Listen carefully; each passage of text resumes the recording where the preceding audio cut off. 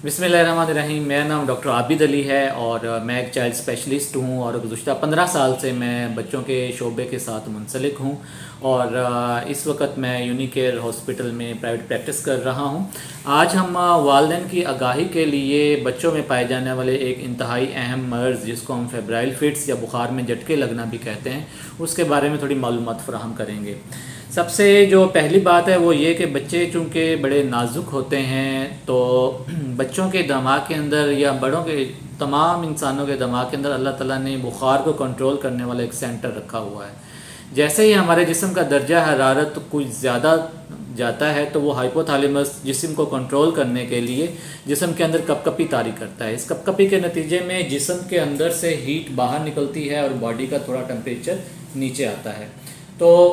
इसी कैफियत में बच्चों में चूँकि थोड़ा सा उनका दिमाग और बाकी सारी चीज़ें नाजुक होती हैं तो बच्चे इस कैफियत को बर्दाश्त नहीं कर पाते और उसमें ये झटके की सूरत में ज़ाहिर होती है, जिसमें बच्चे के हाथ पाँव मुड़ जाते हैं, आंखें ऊपर चली जाती हैं और बच्चा गुनूदगी का शिकार हो जाता है। अब इसकी जो वालिदैन के लिए ज़रूरी चीज़ है वो ये कि इसमें किस किस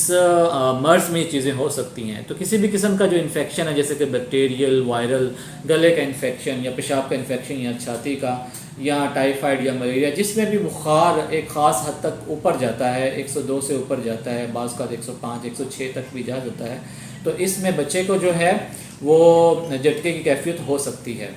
अब वालिदैन के लिए चूँकि ये एक बड़ी परेशान कुन कैफियत होती है, बच्चे को इस हालत में देख कर वालिदैन घबरा जाते हैं। तो इसमें जो सबसे अहम चीज़, सबसे पहली बात वो ये कि पैनिक नहीं होना। बच्चे को जब भी झटके की कैफियत हो, किसी भी वजह से हो, बच्चे को करवट के बल लटा देना चाहिए और उसके मुंह के अंदर कोई चीज़ नहीं डालनी चाहिए। कोशिश ये करनी चाहिए कि बच्चे के मुंह को देख लें कि उसकी ज़ुबान दांतों के अंदर तो नहीं फंस रही। उसको करवट के बल लटाने से ये होता है कि उसकी जो सिक्रीशंस जो अंदर जा रही होती हैं वो बाहर आती हैं, वरना ये होता है कि बच्चा उनको एस्पिरेट करके छाती में भी ले जा सकता है, जिससे सांस का मसला बन सकता है।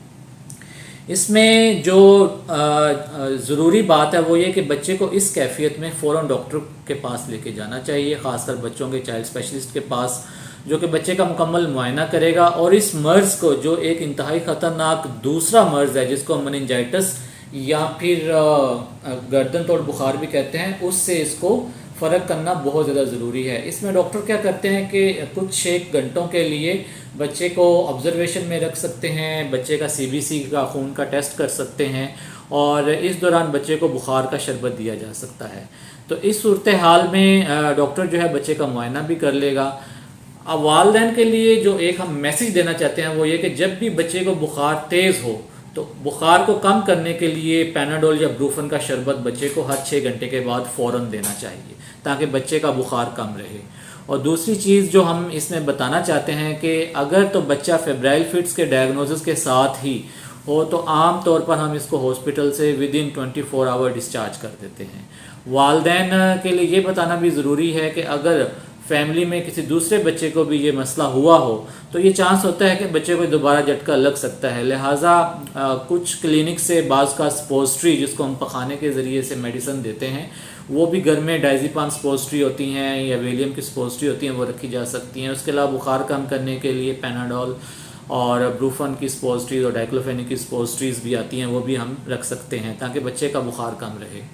ऐसी सूरत में, ऐसी कैफियत में बच्चे को हल्के फुल्के कपड़े कर देने चाहिए, बच्चे को पानी की, सादा पानी की पट्टियाँ करनी चाहिए, बच्चे को नहला देना चाहिए।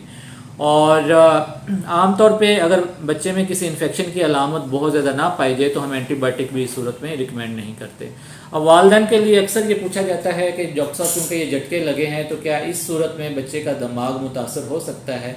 तो वालिदैन के लिए ये बताना बहुत ज़्यादा ज़रूरी है कि फेब्राइल फिट्स में दिमाग का कोई हिस्सा मुतासर नहीं होता।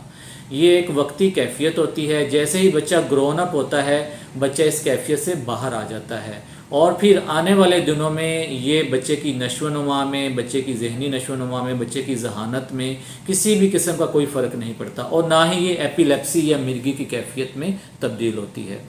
तो वालिदैन को चाहिए कि ऐसी किसी भी कैफियत में बच्चे को फ़ौरन बच्चों के डॉक्टर के पास लेके जाएं और बच्चों का मुकम्मल चेकअप करवाएं। अगर डॉक्टर साहब बच्चों को कोई टेस्ट लिख के देते हैं तो बच्चों का वो टेस्ट ज़रूर करवा लेना चाहिए। اور بچوں میں صفائی کا خیال رکھنا چاہیے، بچوں میں کھانے پینے کا خیال رکھنا چاہیے، اور بچوں کو چونکہ گھبرا جاتے ہیں اور والدین بھی گھبرا جاتے ہیں، تو ایسی صورت میں پینک بالکل نہیں ہونا چاہیے۔ اور بعض کا یہ ہوتا ہے کہ ہم کچھ ٹوٹکے کرنے لگ جاتے ہیں، بچے کے منہ میں کچھ ڈالنے لگ جاتے ہیں، اور ارد گرد سے جو ہم نے باتیں سنی ہوتی ہیں وہ بچے کے اوپر اپلائی کرتے ہیں۔ تو یہ ایک ایسی کیفیت ہے کہ اس کا کوئی ایسا بچے کے اوپر بھی پرابلم نہیں ہوتا، کوئی ایسا نقصان نہیں ہوتا، اور نہ ہی اس کے لیے کسی خاص قسم کی دوائی یا میڈیسن کی ضرورت ہوتی ہے۔ جو سب سے اہم چیز ہوتی ہے، جو بار بار ہم کہنا چاہیں گے، وہ یہی ہے کہ جب بھی آپ بچے کا بخار بڑھتا ہوا محسوس کریں تو بچے کا بخار کم کرنے کے لیے اس کو بخار کی میڈیسن دیں، اور بچے کو سادہ پانی کی پٹیاں کریں، اور بچے کو چائلڈ اسپیشلسٹ کے پاس ضرور دکھائیں۔ بہت شکریہ۔